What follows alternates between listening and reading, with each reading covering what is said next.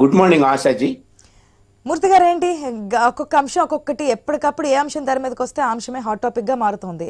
గతంలో social media గురించి మాట్లాడుకున్నాం, ఆ తర్వాత అదాని వ్యవహారం గురించి మాట్లాడుకున్నాం, ఇప్పుడు పోర్ట్ వ్యవహారం. సీజ్ ద షిప్ అనేటప్పటికి అసలు ఎవరు సీజ్ చేయాలి ఏంటంటే ఒక అంశం అయితే ఓకే, దాని గురించి గత 2 రోజుల నుంచి మాట్లాడుతున్నాం. కాబట్టి ఇప్పుడు వస్తున్నది ఏంటంటే అరబిందో సంస్థకి వాటాలకు సంబంధించి ఎవరి రావు పేరు మీద ఉన్నటువంటి ఈ వాటాలని బెదిరించి ఆయనకి రాశారు, రాయిపించుకున్నారు అనేది ఒకటి తెర మీదకి వస్తోంది. దానికి సంబంధించి సీఎం స్పందించడం, ల్యాండ్ గ్రాబింగ్ ఇది ఏమైనా చట్టానికి వస్తుందేమో చూడండి అనడం, ఇవన్నీ కూడా చూస్తూ ఉన్నాం. అయితే డైవర్షన్ పాలిటిక్స్లో ఇదే ఒక భాగం అంటుంది గత అధికార పార్టీ. ఒకసారి క్లారిటీ ఇవ్వండి సార్, ఏది వాస్తవం ఏది అవాస్తవం, ప్రజలను మభ్యపెట్టే విధంగా ఎవరు కామెంట్స్ చేస్తున్నారు? ముందుగా ప్యానలిస్టులందరికీ కూడా నమస్కారం. ఇప్పుడు ఫస్ట్ మనం అరవిందోకి 41% ఉందని చెప్పి అందరూ అంగీకరిస్తున్నారా లేదా, ఇది మొదటి అంశం. అంతకు మునుపు కేవీ రావు గారి పేరు మీద ఉందా లేదా, ఇది రెండో అంశం.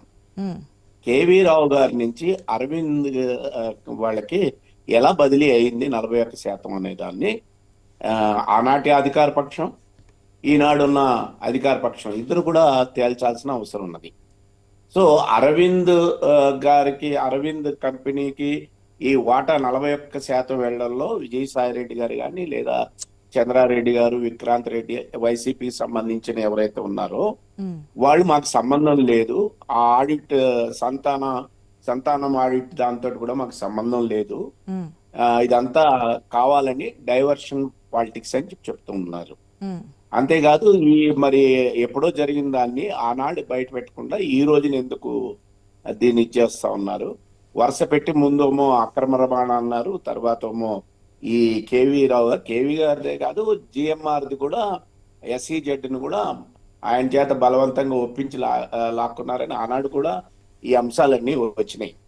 ఇప్పుడు అధికార పక్షం కూటమి ఎవరైతే ఉన్నారో వాళ్ళ చేతుల్లో అధికారం ఉన్నది, అన్నీ కూడా రాజకీయ ఆరోపణలుగానే సాగుతున్నాయి. ఇప్పుడు అక్రమ రవాణా కానీ, 640 టన్నుల అక్రమ రవాణా ఏదైతే రేషన్ బియ్యం ఉన్నదో దానికి సంబంధించి కానీ, లేకపోతే అక్కడ వెళ్ళి మన పవన్ కళ్యాణ్ గారు మన ఉప ముఖ్యమంత్రి గారు చేసిన సీజ్ ది షిప్ అని, ఇవన్నీ కూడా రాజకీయమైన వాదనలే తప్ప అధికార పక్షం గుమ్మనంగా ఖచ్చితంగా వీటన్నిటి మీద ఎంక్వైరీ చేసి ఒక ఎంక్వైరీ రిపోర్ట్ తోటి వస్తే ఎక్కువ ఉపయోగకరంగా ఉంటుంది అనేది నా అభిప్రాయం. అదే విధంగా ప్రతిపక్షం కూడా దానికి సంబంధించిన వివరాలన్నింటినీ కూడా తెలియజేయాలి. కేవీ రావు గారి నుంచి ఎందుకని భూమి బదిలీ అయింది, 965 కోట్లు ప్రభుత్వానికి ఇవ్వాల్సింది ఇవ్వలేదు అనే ఆరోపణ వాస్తవమా కాదా?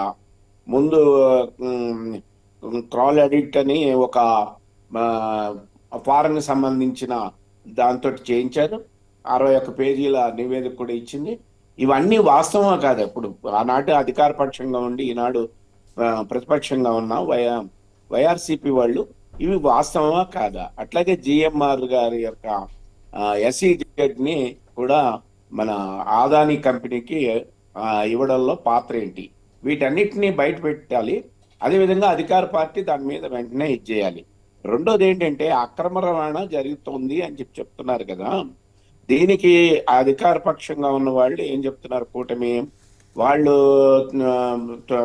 మన వ్యాన్లన్నీ కొన్ని పెద్ద ఎత్తున సప్లై చేస్తాం, తద్వారా ఈ బియ్యం అంతా కూడా ఇచ్చేశారు అని చెప్తూ ఉన్నారు. మరి 6 నెలలు అయింది కదా, 6 నెలలు ఇంటి 5 నెలల క్రితమే మనోహర్ గారు, మంత్రి గారు వీటిని సీజ్ చేయడం జరిగింది కలెక్టర్ గారి యొక్క దీంతో. ఆ సీజ్ చేసిన దాన్ని బ్యాంక్ గ్యారంటీ తోటి మళ్ళీ ఎందుకు విడుదల చేశారు? ఆ విడుదల చేసిన తర్వాత వాటికి ఉండే కండిషన్స్ ఏంటి, అవి ఎక్కడికి వెళ్తున్నాయి అన్నది అధికార పక్షం యొక్క లోపమే కదా.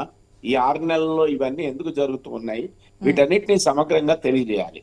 ఈ రోజు కస్టమ్ అధికారులు చెప్తూ ఉన్నారు ఏ బియ్యం వెళ్తున్నాయి ఏమిటి అనేది మాకు సంబంధం లేదు, డాక్యుమెంటేషన్ కరెక్ట్ గా ఉన్నంత వరకు మేము చూస్తాము, కోర్టుకి వచ్చే వరకు అనేక చెక్ పోస్టులు ఉంటాయి, ఆ సరుకు కరెక్టా కాదా అని నిర్ధారించాల్సింది రాష్ట్ర ప్రభుత్వమే అని చెప్పి ఈ రోజుని కస్టమ్ వాళ్ళు చెప్పారు. మాకు కంప్లైంట్ కనుక వస్తే వాటిని ఆపేస్తాము అని చెప్పి వాళ్ళ యొక్క పాత్రని చెప్పారు. ఇప్పుడు షిప్ మీద అధికారం కెప్టెన్ ఉంటది. ఆ కెప్టెన్ కి ఆదేశాలు ఇవ్వగలిగేది కస్టమ్ అధికారులకు తప్ప ఏ రాష్ట్ర ప్రభుత్వానికి ఉండదు. కాబట్టి ఈ కస్టమ్ అధికారులు చెప్తున్నారు, మా దృష్టికి ఇది రాలేదు, ఉమ్, ఇది పోర్టుకు వచ్చింది, వచ్చిన తర్వాత చెప్పారు, ఆపమన్నారు, ఆపాము, ఇందులో మా పాత్ర ఏమీ ఉండదు, అందులో ఉన్న సరుకు కరెక్టా కాదా ఇవన్నీ కూడా చూడాల్సిన బాధ్యత నిఘా సంస్థల మీద ఉంటుంది అని చెప్పారు. ఉమ్. సో ఈ వీటన్నిటిని ఒకసారి కనుక మనం పరిశీలించుకుంటే ఓకే. అధికార పక్షం గాని ప్రతిపక్షం గాని ఒక విషయాన్ని అంగీకరిస్తూ ఉన్నారు, రేషన్ బియ్యాన్ని అక్రమంగా ఎక్స్పోర్ట్ చేస్తున్నారన్న దాన్ని ఇది చేస్తున్నారు. అయితే బాధ్యతలు ఎవరివి? ఆనాటి అధికార పక్షం ఇప్పటి నుంచే కాదు, ఎప్పటి నుంచో జరుగుతుంది అనేది అంగీకరిస్తున్నారు. ఈ టర్నే కాదు, గత టర్నే కదా, అంతకు ముందు కూడా జరిగింది, కానీ Yes, ఇప్పుడు yes. ఎక్కువ స్థాయిలో జరిగింది అనే దాని గురించి. ఎస్, చాలా పాయింట్స్ అయితే లేవనెత్తారు మూర్తి గారు. ఒక్క నిమిషం, ప్యానల్ మెంబర్స్ మిగిలిన వారి అభిప్రాయం కూడా తెలుసుకుందాం.